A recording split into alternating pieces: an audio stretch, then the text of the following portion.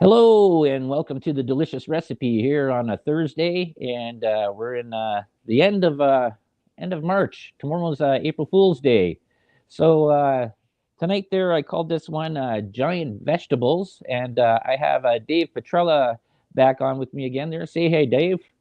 Hey guys, hey Del, thanks for having me. Hey. So we've been I've been looking at different things of I guess stories of myth and lore and of history throughout the past. And tonight we're sort of going to be looking at the possibility of giants. And there's a lot of interesting sort of information out there, and there's a lot of different I guess you would say sort of anomalies, I guess you would say in a way, of footprints that have been found around the world. There's stories in different cultures. There's stories in the Bible, and then we also have people that have grown to a substantial height, and that's even recent there, due to whether it was a pituitary gland abnormality and stuff like that. And we have stories of people just giants, period. So I guess I got to start off. The first one here is the first part about footprints that have been found in the past that have been put in stone. And so there was three that I sort of stood out to me, uh, that I sort of looked at there. There was one that was found in South Africa, Swaziland, and it's a giant 4 foot high footprint, and it's embedded into a large rock, and it's like right in there, like so it looks like something had stepped into this.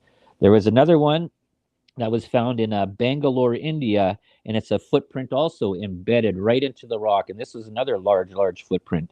And then there was another one found in Pingyao, China, and this one embedded into the rock again, and this one is like 22 inches long, 8 inches wide, and it's sunk in about an inch deep into the rock, and it's embedded there, fossilized in.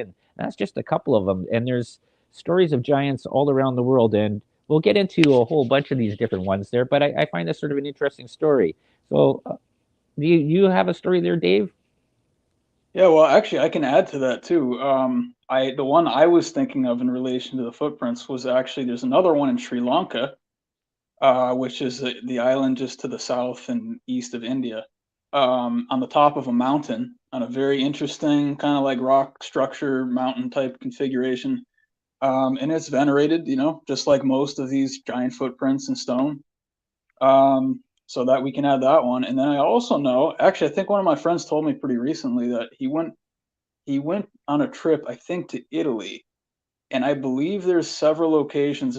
Honestly probably all across Europe, to be quite honest. But he was telling me about one where an angel is supposed to have landed, or like some kind of a guardian angel, or either Michael or Gabriel, or it was one of those two probably. And they built a church around her, they built a shrine around it, and people come and come up to it and touch it and everything and interact with it. So it's really all over the world. I mean, actually, speaking of China, it reminds me of the one of the giant Buddha statues. I understand, like, it's actually on the banks of a river. I think it was decommissioned a while ago, lost funding or something of that nature, but it's absolutely massive structure. And I get that, if you're passing on the river, people are like, you want to see something, you want to make it big enough so people can see it. Kind of like if you're on a highway and you're looking at billboards and stuff. But there's also the other part of that actually, what, maybe like some of these beings and some of these stories and mythologies, maybe they were actually that tall. Not just, I mean, every type of giant. It could be giant angel, it could be giant um, like Cyclops style, Mm-hmm. possibly. It could be the Anunnaki were said to have been giants as well. I Mm-hmm. mean, actually, most of the gods were said to have been very tall. So Right. it's not something that's like one off type thing. Well, that's another part there in the depictions of the hieroglyphics in Egypt, is that they had the ruling class, and whether it's not, it was put for a part of telling a story that they were higher than or bigger than the rest of the, I guess, the populace that was there, but they're always showed in the hieroglyphics as being larger, on larger chairs, larger, bigger than the people they ruled over. Now, whether or not that's an actual part that they were actually taller, or it was just a symbolic thing that's saying that they were above and bigger than and more important than somebody else. Who's to know, right? Unless we have a Wayback Machine that you go back there and actually see, we're sort of left to our sort of imagination and discovery. This What was the other part I was going to say there about this? Oh yeah, well there's been here in North America, and this is why I find this so sort of interesting too. Is it always seems to be is when there's some sort of strange anomalous historical or archaeological finding that's done, and we'll talk about this one that was found in Wisconsin later, and I know you have a couple stories there too as well, is that alphabet government agencies or the Smithsonian seems to step in, and they basically take over the whole entire site, and they take away all that stuff that's there. And it seems that this happens quite a bit there all around the world.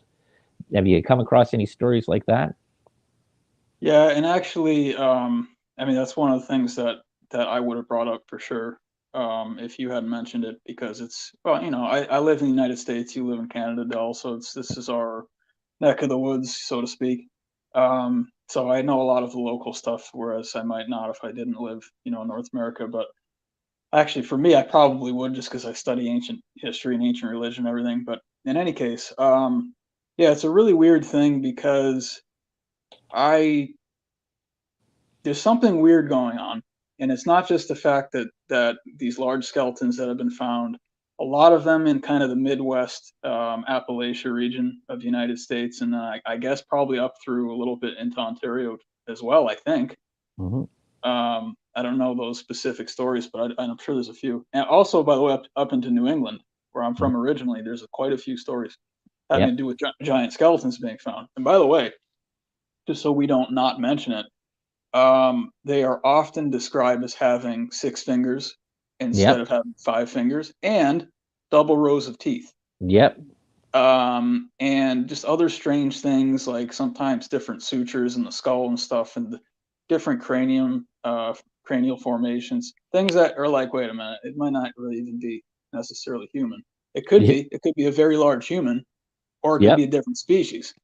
But what I wanted to say about the controversy with the Smithsonian and some of these other agencies is that I find it literally impossible that even if you have an organization that's trying to obliterate, our actual history, that you don't have like one giant skeleton in someone's barn in Illinois that their grandfather, great grandfather said, keep this quiet, like let's put this aside. This is going to be make history one day.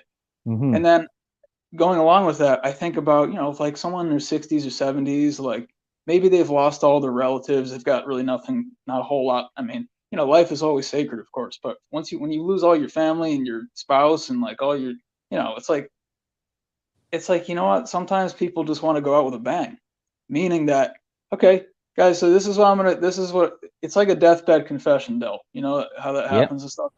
It's like, all right, so I know no one knew about this, but I have a giant skeleton in my barn.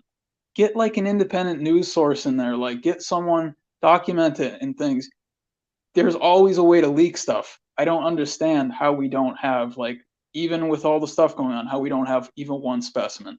Hmm. It's very, very, it's like literally impossible for me to understand it. I think there's something having to do with like some kind of time slip or something, men in black style, where they come in and they take the evidence and they like freeze time, and then like no one even knows anything happened. That to me is like the only good explanation.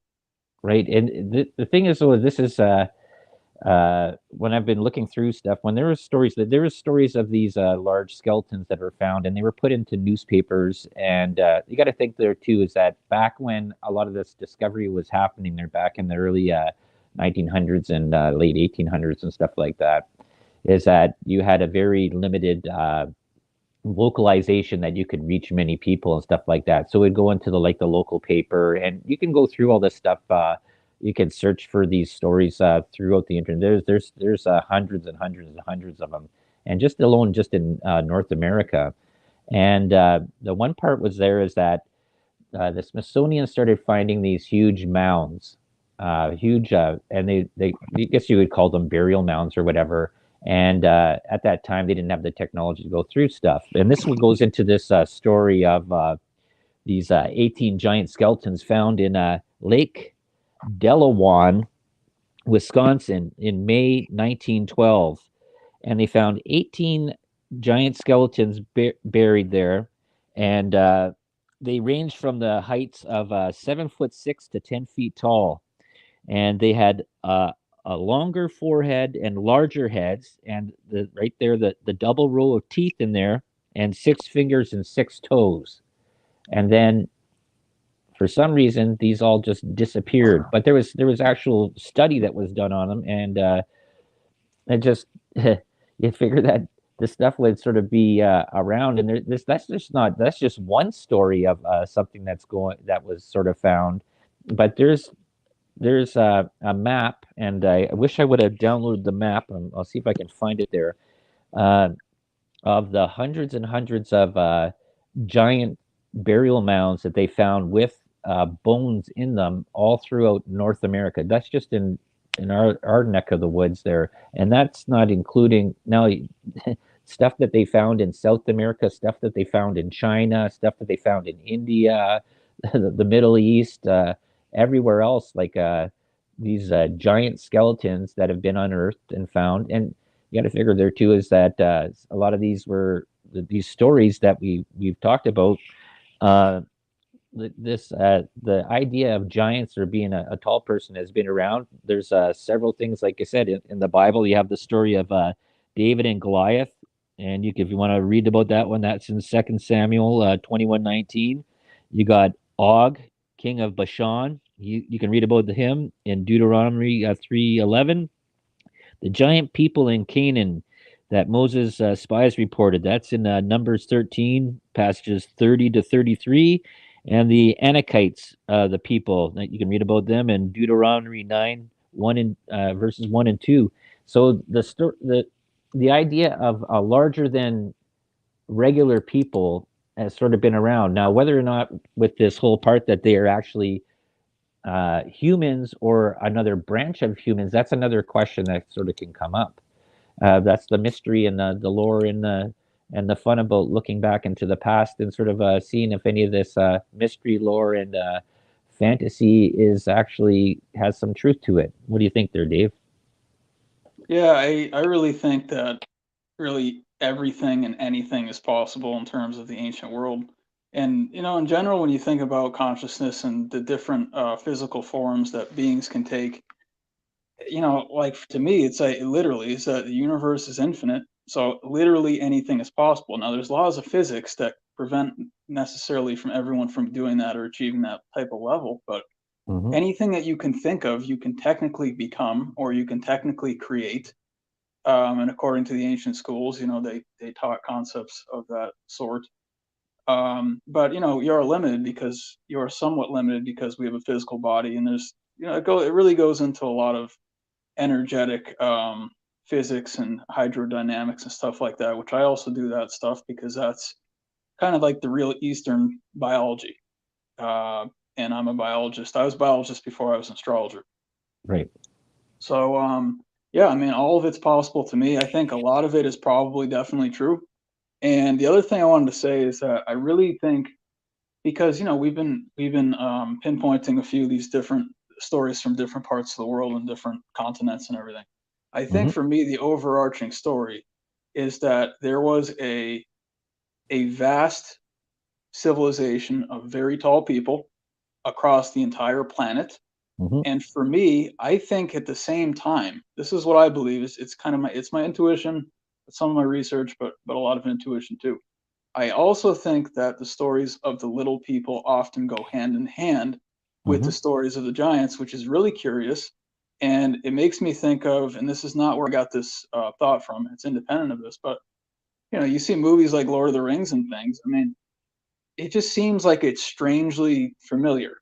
And Mm-hmm. like a lot of us just fall in love with the storyline. It's like, well, you know what, guys, what if that was actually the past? What if that was a real story of the past? And since I brought that up, you mentioned the mounds and everything, the burial mounds and finding these huge skeletons. Well, where I'm from in New England, um, and I think actually a little bit into Canada, Canada too. I don't know the specifics because I haven't studied that much going further north, but there's plenty of them in New England, and there are stone chambers that are about, I mean, and I've seen many of these. I've done a lot of research in New England. They're probably like the entrance is maybe 2 feet tall maximum. Right. And I crawled in a couple of them. I mean, I was being completely respectful. Obviously, if something in the spirit world asked me not to be there, I would leave immediately. I'm not being disrespectful.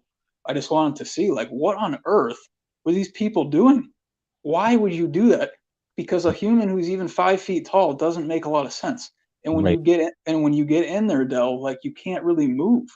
So it's not even like, oh, it's like the winter time and I'm going to go in here to keep warm. I mean, why make it that small when you can make it a little bit larger? And some of them are a little larger, but not, and a lot of them are not. All these stone chambers, they have alignments too, to the solstices and equinoxes and things. Hmm. And to me, I look at it and I'm like, you know what? I'm thinking about smaller statured humans. And there's stories all throughout New England and into Atlantic Canada at minimum of smaller people, like from way back in history. Hmm. So it's in the lore, especially with the Mi'kmaq. They talk about the small people very, very frequently in their mythologies and their stories. Hmm. There's some great documentaries on YouTube about it if people are interested. But I think it's a lost world, basically, that probably was wiped out by the Great Flood. That's what I'm assuming. Probably Hmm. most of the evidence for it. I think it included giants, small people, other types of hybrid beings, maybe. I mean, monsters, like all kinds of stuff. And I think what the Great Flood didn't wipe out, I personally think, um, the story of Jesus, I Hmm. believe, is a probably a 50 or 60 level interpretation story. And Hmm. so within those 60 interpretations or more, I believe he did come here. Yeah. And I believe that he removed some of the more heinous things that was not going to be productive for humans going forward from the year zero, roughly the year zero. Right. So I think around that time there were probably a few giants left, and I think by the time he left, I bet you they were all gone. That's what I Mm. believe. Yeah, see, that's the sort of the interesting part there about. I was talking with on the last show, and it sort of got cut off a little bit there, that which I sort of disappointed there. And I was talking with Paul Anthony Wallace about this, and that I was thinking that maybe my opinion was is that maybe there was several different flood stories that were going on different continents, and then just one was sort of picked in there because it's sort of the stories sort of don't add up. Like when one of Noah's sons there takes off and leaves, he goes off and he creates his own civilization. Well, who did he have sex with to go and procreate to create more people if there was no more people? He only left by himself, right? So there's little holes and gaps, I guess, into that story as well. But getting back to the part with giants being found, and this is they were talking about many things of megalithic builders, and this is sort of just a theory that's out there. Is that they're looking at is that the average human was probably about 5'6" back then, but these stones are hundreds and hundreds of tons, and if you had a force or a people or a race that were three times bigger than what your regular forces that could lift more and move more, uh, you might be able to move these big, huge megalithic stones a lot easier or create them. And that comes into this whole part there too about maybe the whole history of that people that we were from the Stone Age to the Metal Age and then up to now today with technology age. And they were cutting huge and moving huge amounts of material, way more than we still can't even fathom there today. Yeah, I agree, Dell. I think one of the best references for the megalithic culture in terms of giants comes from Stonehenge, and Mm-hmm. that's of course in the literature. There's quite a bit of literature on it, I think. And some of the stories, well, some of the references are that the giants gathered there and danced. That's some of the pagan tradition from that Salisbury Plain region of UK. And Hmm. then and also some of the stories say that they transported them, that it was the giants that brought them there. But then some of the stories say it was actually Merlin that levitated them from Ireland and brought them over to England, or what is today England. Right. So, but I think they originally, I think this is an obscure thing that I read, and I don't know if this is true, but I heard that the larger stones came from Africa before they were in Ireland. Now, Hmm. the other thing is all not all down, but probably like halfway down the west coast of Africa that sticks out into the Atlantic. So not the entire west coast of Africa. Yeah. You actually have standing stones along that coastline. Right. In addition to all the standing stones through Portugal and Spain and France, Karnak would be the best example for that, into Ireland and of course UK and even up into Scotland. And I also discovered recently, I didn't know this before, but there are megalithic structures in Russia along the Ural Mountains, which is not completely middle of Russia, but kind of just to the west of the middle of Russia. Hmm. Um, there's also, you had mentioned, well, I think when you and me were talking before, you mentioned Japan. Yeah. I know for a fact that there are large dolmens in Korea, I believe South Korea, Hmm. and it's like, well, how could they have been everywhere? It's the same, and even in New England, in New York State, in the Hudson Valley, there's Hmm. these balancing rocks. It's just like, how on earth, and why is someone doing this? And Right. then you also realize it generates a huge amount of piezoelectricity from the compression of the quartz in these Uh-huh. rocks. And you think about energy sources. I mean, there's been orbs seen coming out of these small tombs that I was referencing a Yeah. couple minutes ago. So, like, portals. The idea of portals comes up. I leave everything open because, I mean, I can't currently see exactly what happened, but I feel like I have a very good idea of the general idea of what Right. happened in ancient civilization. Mm, geez, right. Yeah. Okay, I gotta see. I gotta show you something here. This is the one I was trying to see. Okay. Camera. Okay, front camera. Go to back camera. Okay, and for you people out there listening that are not watching, I'm gonna show you something here. This is this part that came out of Japan, and this is I'm not sure what year this is, and I'm not sure how real it is, but this is a huge guy that that I don't know. This could be movie magic from way back then, but this is actually an old piece of film there. And you got to figure that when you have somebody that's really big, that sort of really helps your part with your military. But if you see him standing there, I'm not sure like how much bigger he is than he's almost about double the size. You see that? Hmm. See, that's sort of I find that sort of interesting. And there's whether or not that's all been faked into old propaganda films out of Japan. I'm not sure, but that's come up there quite a bit. But there's been other skeletons that have been found in China and in Asia as well that are sort of huge, and it's just the story of them, like we were talking about before. Oh, I gotta go back to that. Back there. Okay, now we're back. Have to go back to the whole part. Is that why would these stories be in anything about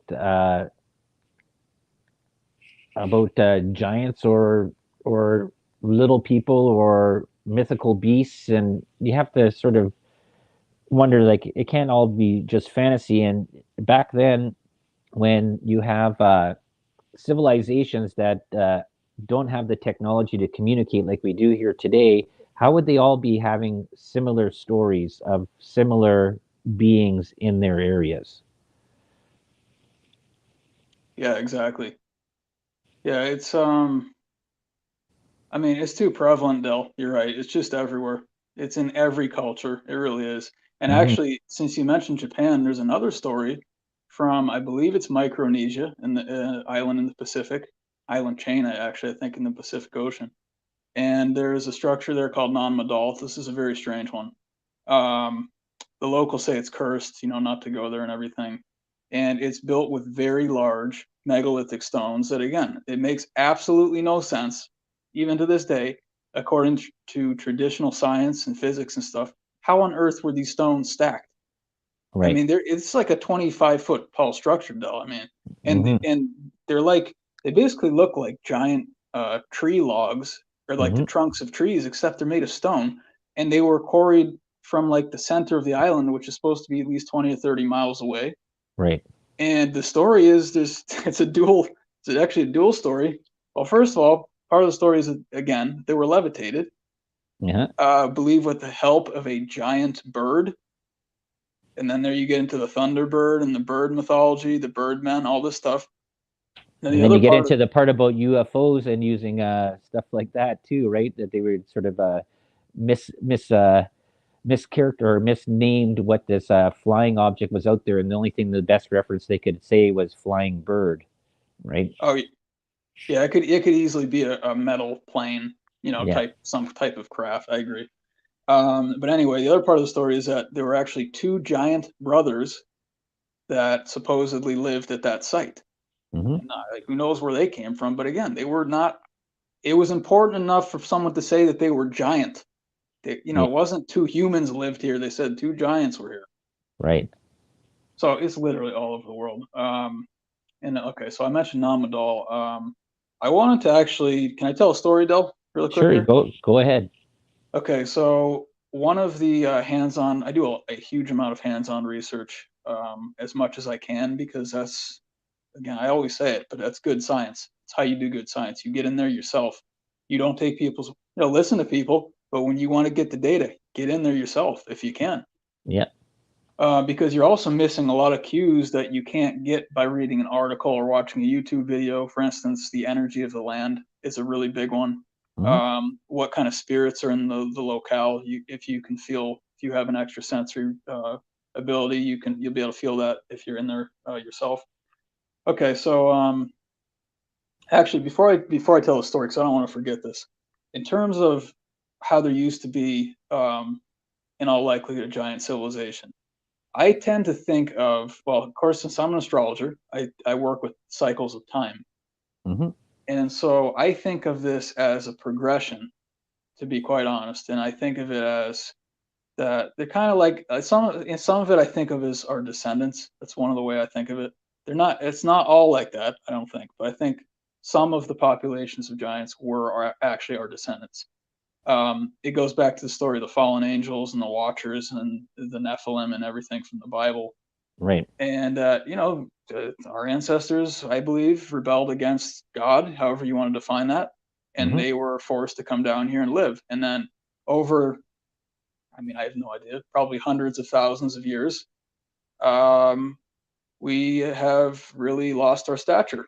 We maybe started at 30 feet tall, and then we were 20 feet tall, and then 10, and then now 6 or 5, whatever.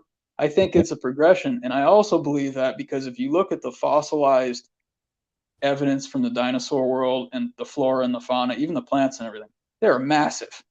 Yeah. It's like what you don't see anything like that here anymore. The Mm-hmm. size of these ferns and stuff. You seen those ferns, though, from the Yeah. prehistoric times?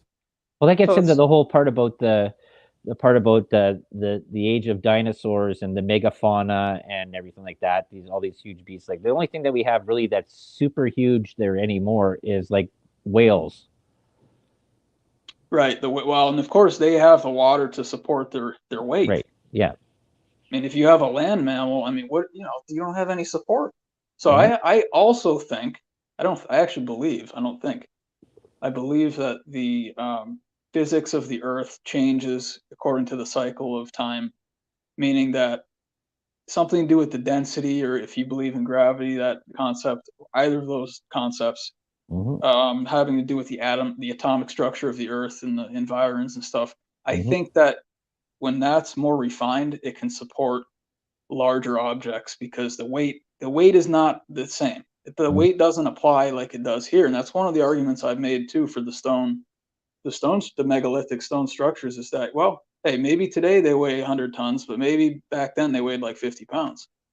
Yeah, because that's a part there's a bunch of theories out there about that. It's about that maybe the effects of gravity here on Earth back 100,000 years ago isn't what it is today, and that could be a possibility as well. That's just the theories that are out there. Whether it's true or not, who knows? But everything is theories, and you mhm. just have to sort of look at it. But just before you go on there too, is that there's other stories that are out there too, back there of the ancient times about King Solomon and dealing with giants and jinn and stuff like that, dealing with magics and stuff like that. So these are in apocryphal texts. These are in Islamic texts. These are in other religions that are talking about. They mention strange cryptoids or cryptids, large people. Chinese talk about dragons and magical powers and different demons and daemons and stuff like that. So a lot of stories that are in the lore about all this stuff.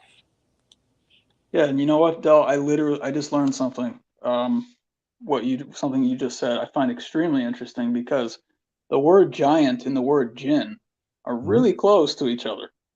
Mm-hmm. And I do a lot with etymology too. I learned that from Santos Bonacci. He's the person that taught me astrology initially back in 2015. I'm so thankful for his work. He still does great work. Mm-hmm. He's got his own school now, actually, online, and his own academy. And so, he taught me to look at the etymology to see you want to know if you want to know about history, look at how the word is structured and look how that word moves through the different languages. Mm-hmm. And then you're going to see some like hidden secrets in there. Mm-hmm. Like, okay, maybe, and I don't know. I don't know where the word giant came from, but I wouldn't be surprised if it came from Jin Mm-hmm. or they were somehow related because it's pretty close. I mean, sounds about the same, just without the T at the end. Right.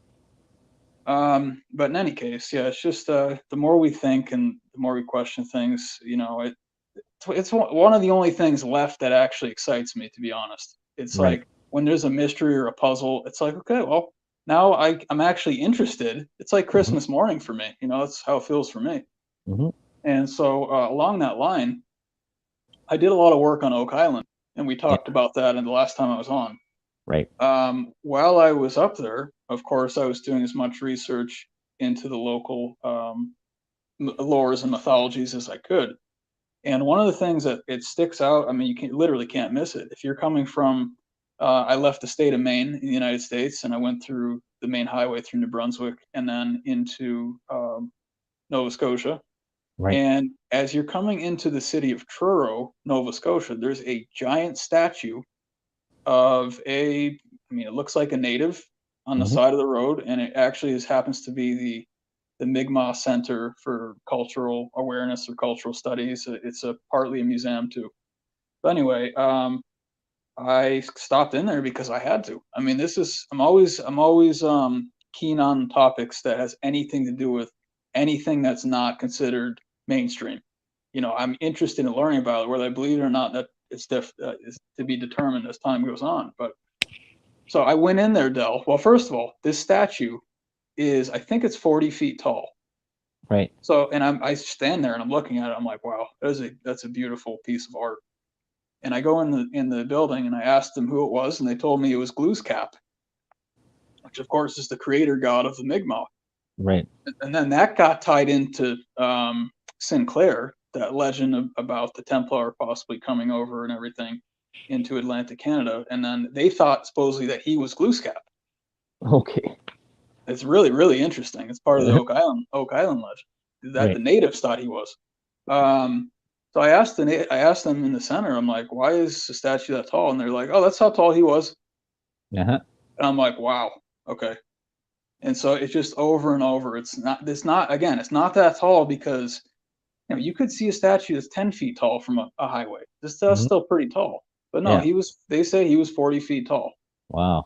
and that he created islands and stuff like that. That was part of my interest because there were stories about him creating islands. Right. Possibly, That comes into the similar stories of creator gods that have come down there that did things, and that this is a running theme that goes through a lot of different cultures, and whether they call it one name or another name, but the stories are so similar. right. Yeah, they're almost identical, to be honest. Okay, the second thing I wanted to bring up, Del, was actually something from your area. Right. Um, it's called the Inukshuk, Hmm. and I don't know if you've heard of that before. It's also called, Yep. correct, it is correct. It's also called the Ilanak, I believe. And if people are wondering what that is, it's basically it was the logo for the Vancouver Winter Olympics in 2010. Yeah.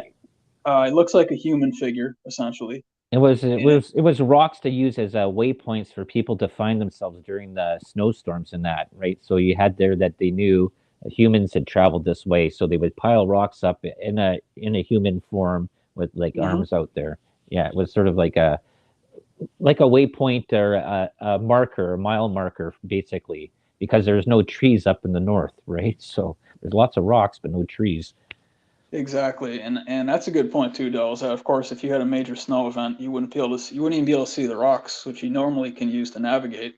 If you Hmm. got something 6 or 7 feet tall, that really helps. Right.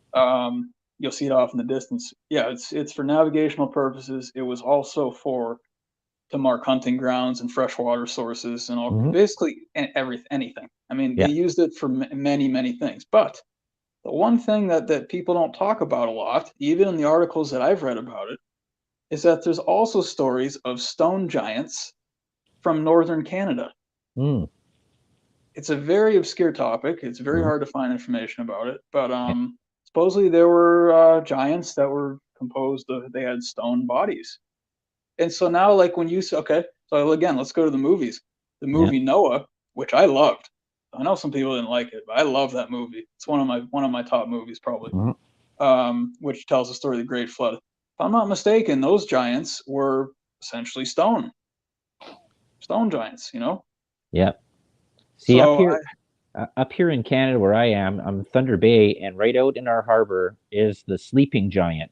It's a giant peninsula that, as you look at it, it looks like a sleeping giant. And the whole story about the sleeping giant is that he had girlfriend, princess, Indian princess, and she ended up, I think she jumped off the waterfall in Kekabeka Falls, and you can hear her down there. But what he had done is that this giant had told the white man that came around and had told them where the silver was, and there's Silver Islet out there, a huge silver property that's in part of Lake Superior on Silver Islet, and huge, really high grade silver. And the mine went down, and the people that had come over were mining all this silver.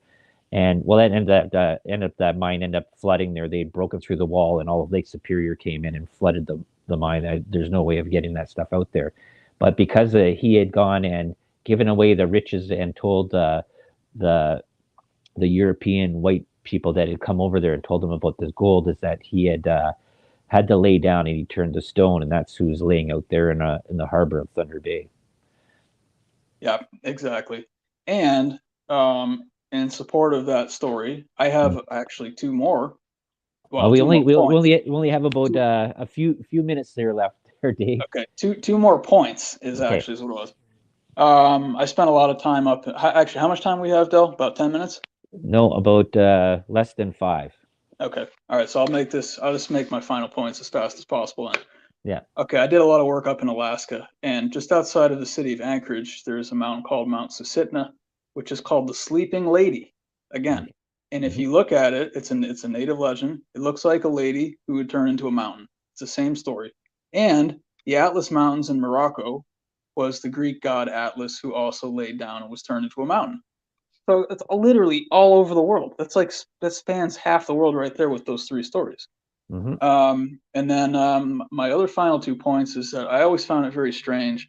I felt like humans were meant to be able to see above the trees because when I'm in a plane or I'm up really high, it's like unbelievable. You miss out on all the landscape and it's so rich with detail and everything. Yep. So it's like, wait a minute, why are the trees taller than me? And then I think about the stories from the giants. I'm like, well, if you're 40, 50 feet tall, you could probably see over most of the trees and Mm-hmm. you would be, poking out above.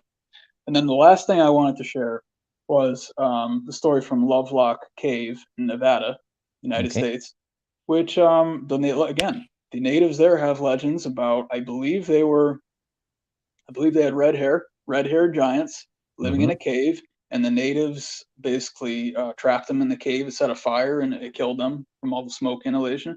But Mm-hmm. supposedly, this is something we hadn't mentioned. Supposedly, a lot of these giants were actually cannibals, Mm-hmm. and that's part of the reason why the flood was sent to wipe the earth of that to ensure a better future for humanity. And the last interesting thing about that is that that cave was just above the water of a shallow inland sea, and scientists claim it was forever ago, and I don't think it was. I think that was there fairly recently ago. And Mm-hmm. then when the Rocky Mountains were formed, and with that upthrust, it drained that lake basically, and then all became dry land. Right. So it's not all the geography changes too, Dels. You know, the Oh yeah. geography, the flora, the fauna, the plates, the Mm-hmm. tectonic plates, the sun's intensity. I mean, the physics. You know, it doesn't stay the same. Yeah. When you, yeah, especially yeah, when you create a new mountain range there, your weather changes on the on each side of the mountain. That's that's a big thing there. Your wind structures and everything like that. I gotta say there any if people are out there want to check out. There's a story. I forgot to get touch on this one there. It was about the Kandahar giant that was in Afghanistan. And there's a story out there, whether it's true or not, but it was about the military coming in contact with a giant in Afghanistan there in the last few years, and they had fought it. It had killed several soldiers, and they were able to subdue it and kill it. And it was brought back. And there's several uh, army people, U.S. Army people, that have sort of verified in a way that they were involved or saw the remains that came back to the base. And whether or not that's true or not, you can check that out. There's a bunch of people are running stories of this on YouTube if you want to check that out. Kandahar giant in Kandahar, Afghanistan, and that's something that's another recent sort of giant tale of a meeting. But as we're running out of time there, Dave, why don't you tell them where they can find you and what you're doing there? Okay, sounds great, Del. Facebook's the best place. Just my name, Dave Petrella. If you're on Instagram, Dave Petrella 12. You can send me an email if you want, davepetrella@hotmail.com. If people want to have birth charts done in terms of Western astrology, tropical astrology, I do birth charts. I do relationship matching, business applications. We can talk. We can help with health, general health, and high-level esoteric health concepts, and also just general spirituality topics. If people are interested in talking about that, send me a message. Awesome, sounds good.